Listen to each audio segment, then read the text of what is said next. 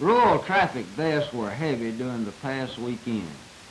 5 people were killed in 4 traffic crashes over the state. This pushed our fatality count to date this year to 181.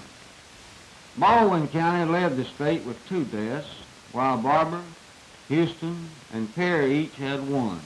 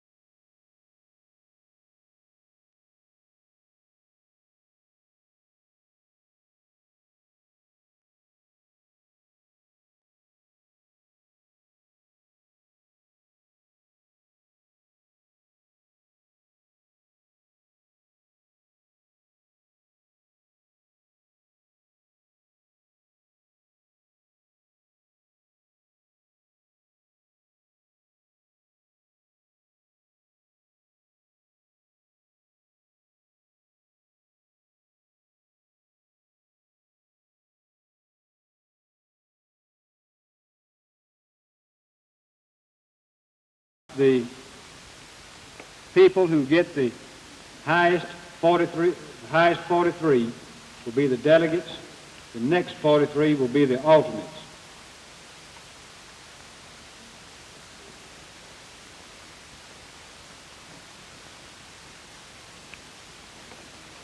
For your information, the county convention will be held May the 14th at 11 o'clock at the Jefferson Davis Hotel here in Montgomery. This is our county convention. You know that? I'm holding on to this right here. 1 o'clock. Our babysitter backed out on us, and Becky couldn't come.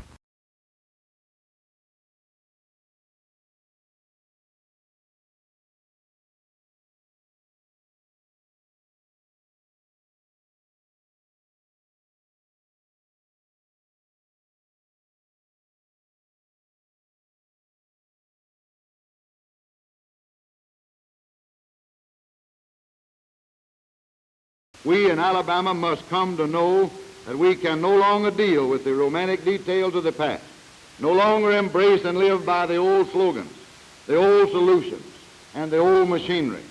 We simply can't look back any longer. If we look back, we might turn back. We have to be willing to face the hard facts as we find them.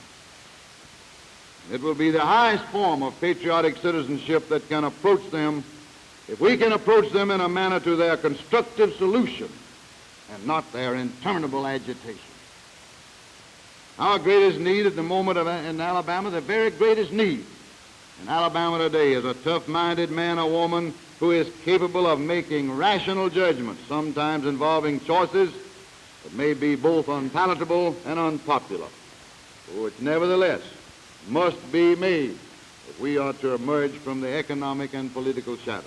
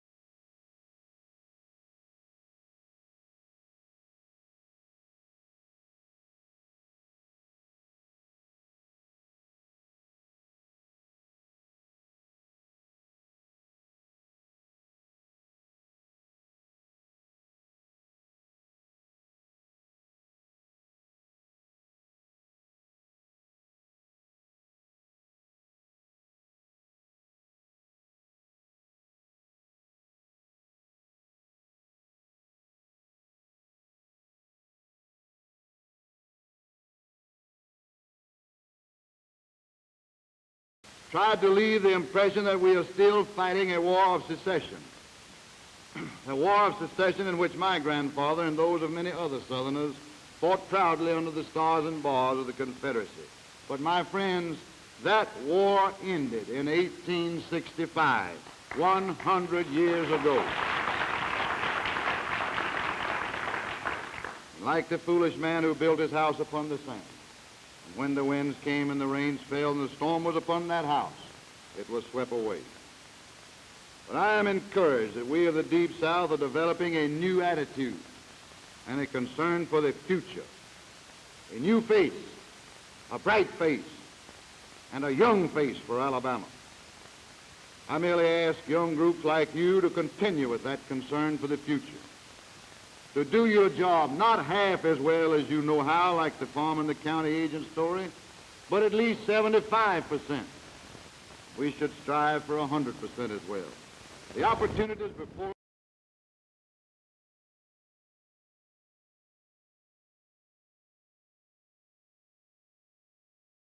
you should surround yourself with people who are smarter than you are.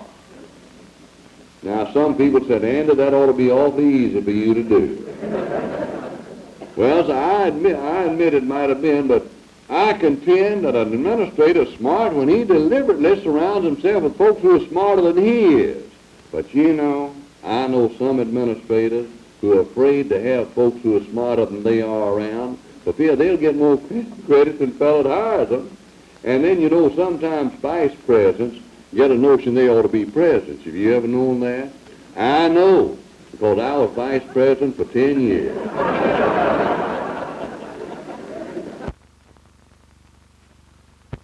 Ms. Hankin, what is C-Day?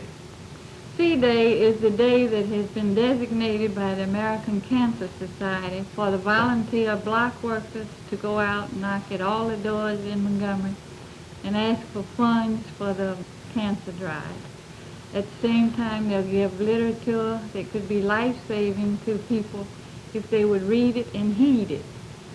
How many volunteers do you have? We have around 2,500 volunteers. Will they have any kind of identification? They'll have a sticker like I have on myself.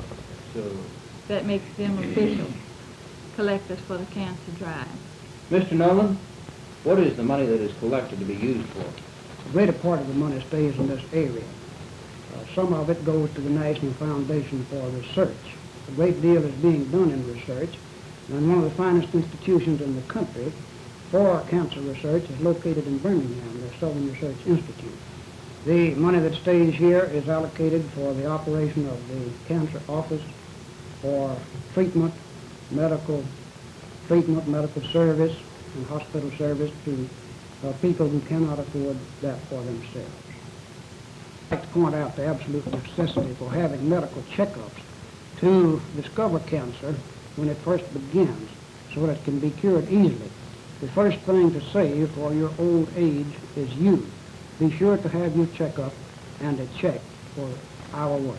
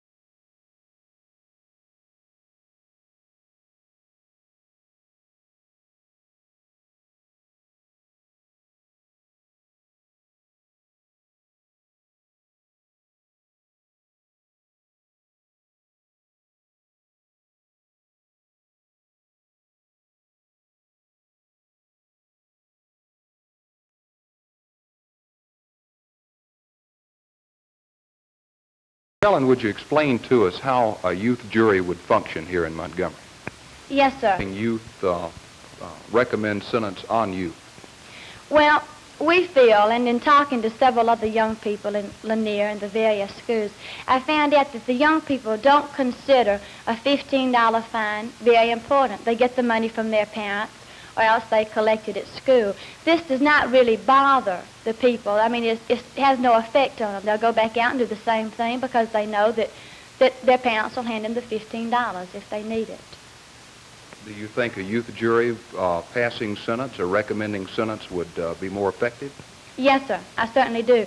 And in talking to other young people, the young people are a lot harder on young people. I mean, I know that if I came up before a judge of an older man, that it really wouldn't faze me too bad. But coming up in front of people my own age would hit me a lot harder. Ron, what do you think about this youth jury? I think it's an excellent idea and has great potential. I think it would perhaps give a greater respect to the law and perhaps take away some of the image of the bad policeman or the law enforcement officer. Eddie, what do you think about this? I believe that if we could have an effective and organized program through the youth jury, that the far-searching or far-reaching effects in the future might be worthy to establish this in the beginning. And if we can first receive the support of the young people and then of the adults in the community, then we might have good results in the future. The young people would be taken from the various schools, the various high schools in the city of Montgomery. They would work together in coordination with the judge to decide the sentences for these youthful offenders who run red lights, the traffic offenders that come and meet. Have you had any experience with youth juries in other cities? Yes, sir. The one that is in effect now that's most well known is the one in Jacksonville. And this has cut down the crime rates such as speeding and things like this 50%. And it's really effective. It is also in effect in Gadsden, I believe, and in several other states, but it has not been published, the results. How would such a youth jury work in connection with a youth court? Well, it would be up to the young people to find out a sentence, and then they would report it or recommend it to the judge. The judge and the youth jury together would find an appropriate sentence, one that would be reasonable but effective. What is the purpose of having... Mayor James, now that you're new president of the Alabama League of Municipalities, when will you take office? We take office immediately at the banquet tonight. Now, what will your duties be throughout the coming year? I would serve as president of the league, which represents the various elected officials on the local level, city level, throughout the state of Alabama. Tell us a little bit about the league itself. The league is a real body of organization and work for all of the city officials. It serves as a go-between the legislature and the cities, and is an instrument for all that serve on a local level in order that we can coordinate our programs and know what the cities throughout the state of Alabama is doing in order that we can be better informed as to our programs. How many cities are represented in the league? There's over 250 some odd cities and towns in the state of Alabama that's represented in the league. Represent approximately better than 2 million people. Do you plan any special programs as you take over the presidency? I'll make every effort that I can to carry out the legislative program that's been recommended by the legislative committee of the league. Thank you.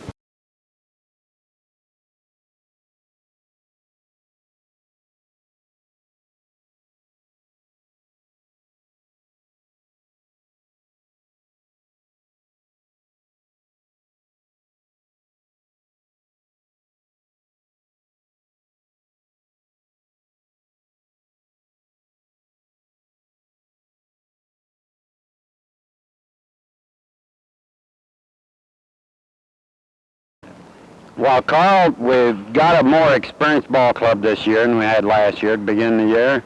Our pitchers are young and they throw hard, and I don't know how they do, but outside the pitching, I know the rest of the ball club is a lot better ball club than we started with last year. How many players do you have returning from last year's team? Well, let's see. I'm not sure. I think about 6 or 8. And there's 14 with Syracuse that was played here last year. And the majority of them will be there this year.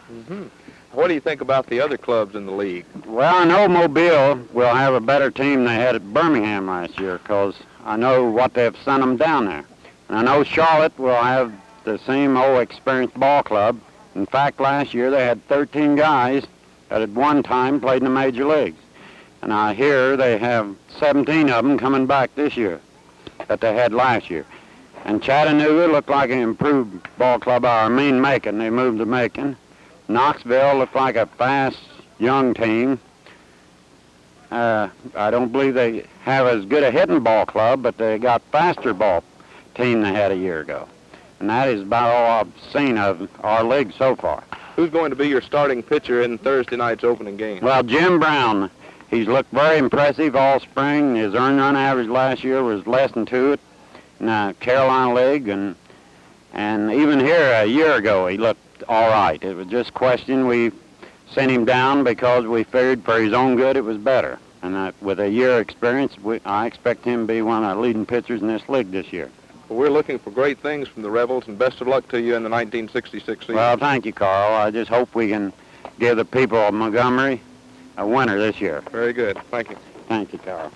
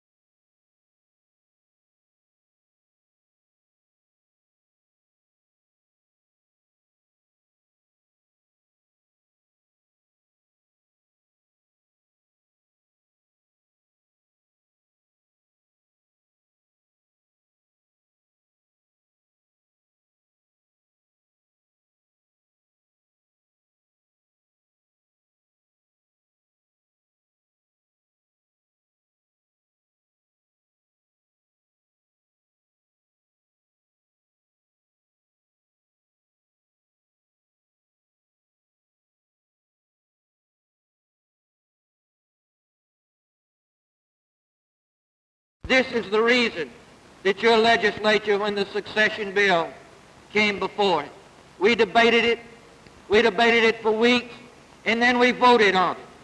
There are those in this race that would ask to be governor by proxy that would infer that this bill was killed by a filibuster. But it was voted on, and the senators voting against that bill represented 78% of the population of this state. Then this administration has said so much about believing in constitutional government. They went to your Supreme Court, your elected Supreme Court, and they said this, said, I know that the Constitution prohibits it. I know that it's unconstitutional, and I know that I've said an awful lot about the judiciary invading the legislative process, but this is different. Will you throw away the Constitution? Will you tell the legislature to change its rules? Will you let me do what no other governor in the history of this state has done? Will you let me do what no governor in the United States has done? Will you help rewrite the Constitution, the organic law of this state, not as a basis of law, but for one man? And your elected Supreme Court looked at the Constitution, and they looked at him, and they looked at the Constitution, and they looked at him, and then they said, this Constitution is bigger than you are. They said, it's bigger than you are.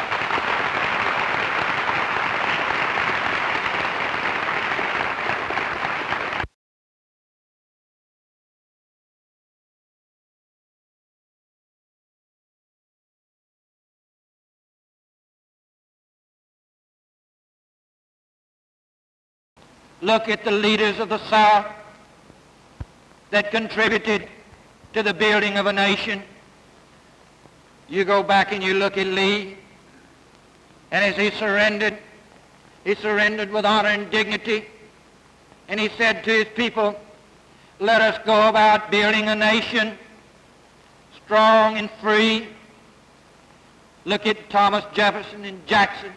Look at the many people who've been president of the United States as Southerners. Eisenhower came from the South, Jackson, Jefferson. Look at them, many of them. But you read your history books, and nowhere in it do you find the demagoguery, nowhere in it do you find the appeal that has been made of recent days. And I ask you then to look to that philosophy of the President, of this administration. Ask yourself, has there been victory, or has there been defeat after defeat after defeat? If there has been a single victory, I wish they would come forward and proclaim it. I tell you, the victory that you're looking for is a clean Alabama, one dedicated to wholesome government. I want nothing out of this administration with this exception, that when we have given 4 years of hard work, responsible leadership, that the people of Alabama look and that they stand up and they say, we are proud of Alabama.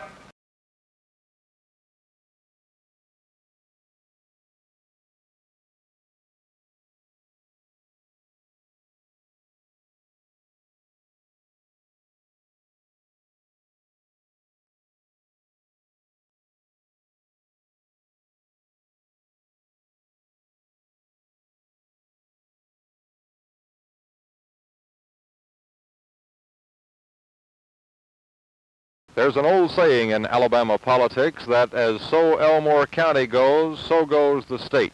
But it's even more true in Beat 14 in the northwestern section of the county.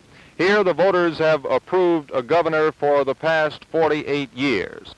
So next Tuesday, here on May 3rd, the candidates will certainly be watching Lightwood School, the voting place for Beat 14.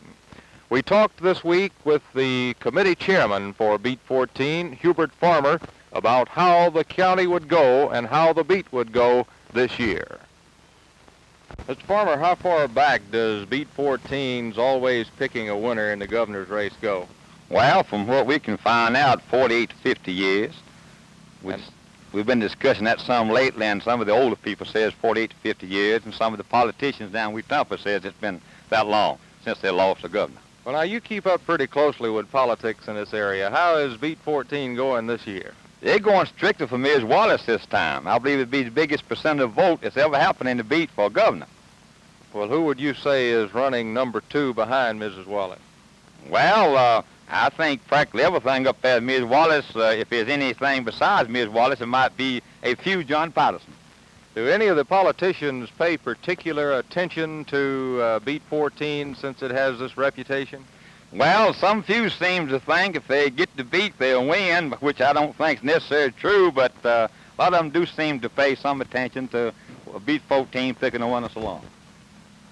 Someday, the voters of Beat 14 may be wrong on the next governor, but for some reason, the people up here don't believe it'll be this year. This is Jack Venable reporting from Beat 14 in Elmore County.